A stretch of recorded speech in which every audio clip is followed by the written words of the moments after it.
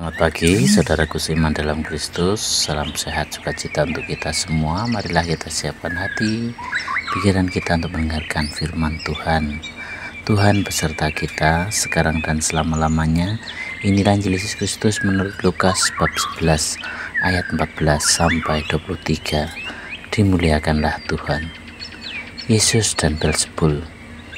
Pada waktu kali Yesus mengusir dari suatu setan yang membisukan. Ketika setan itu keluar, orang bisu itu dapat berkata-kata. Maka heranlah orang banyak. Tetapi ada di antara mereka yang berkata, ia meminta suatu tanda dari surga kepadanya untuk mencobai dia. Tetapi Yesus mengetahui pikiran mereka, lalu berkata, setiap kerajaan yang terpecah-pecah pasti binasa, dan setiap rumah tangga yang terpecah-pecah pasti runtuh. Kalau iblis itu juga terbagi-bagi dan melawan dirinya sendiri, bagaimanakah kerajaannya dapat bertahan? Sebab kamu berkata bahwa aku mengusir setan dengan kuasa Beelzebul. Jadi, jika aku mengusir setan dengan kuasa Beelzebul, dengan kuasa apakah pengikut-pengikutmu mengusirnya? Sebab itu merekalah yang akan menjadi hakimmu. Tetapi jika aku mengusir setan dengan kuasa Allah, maka sesungguhnya kerajaan Allah sudah datang kepadamu. Apabila seorang yang kuat dan yang lengkap bersenjata menjaga rumahnya sendiri, maka amanlah segala miliknya. Tetapi jika seorang yang lebih kuat daripadanya menyerang dan mengalahkannya, maka orang itu akan merampas perlengkapan senjata yang diandalkannya dan akan membagi-bagikan rampasannya. Siapa tidak bersama aku, ia melawan aku, dan siapa yang tidak mengumpulkan bersama aku, ia mencerai-beraikan. Demikianlah Injil Tuhan, terpujilah Kristus. Selamat pagi para saudara seiman dalam Kristus. Tema renungan kita hari ini adalah bersama Yesus kita kuat.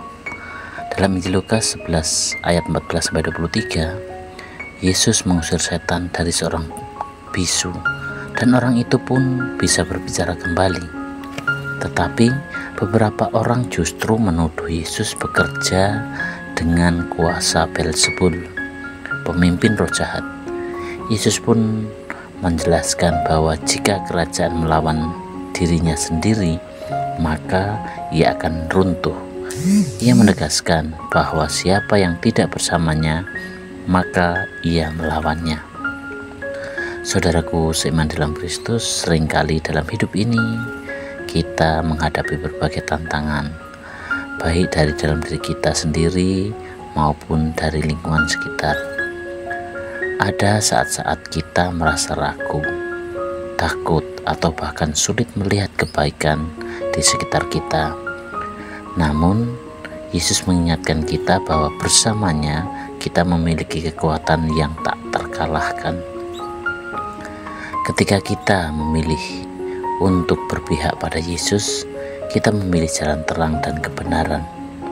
Namun sebaliknya, jika kita ragu dan tidak berani berkomitmen kepadanya, kita bisa jatuh dalam kebimbangan dan mudah terpengaruh oleh hal-hal yang menjauhkan kita dari kasih Allah.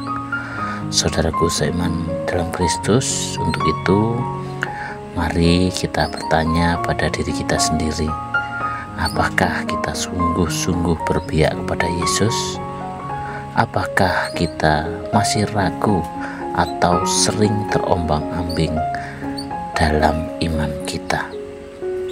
Hari ini Tuhan mengundang kita untuk dengan tegas memilih berada di pihaknya.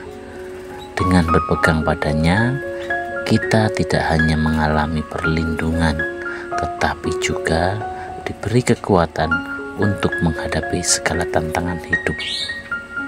Demikianlah permenungan kita hari ini, dan marilah kita akhiri dengan doa dalam nama Bapa dan Putra dan Roh Kudus. Amin. Tuhan Yesus yang penuh kasih, kami selalu berada di pihak-Mu.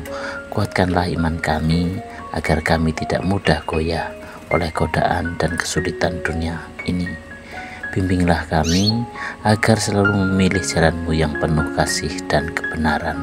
Amin. Dalam nama Bapa dan Putra dan Roh Kudus. Amin.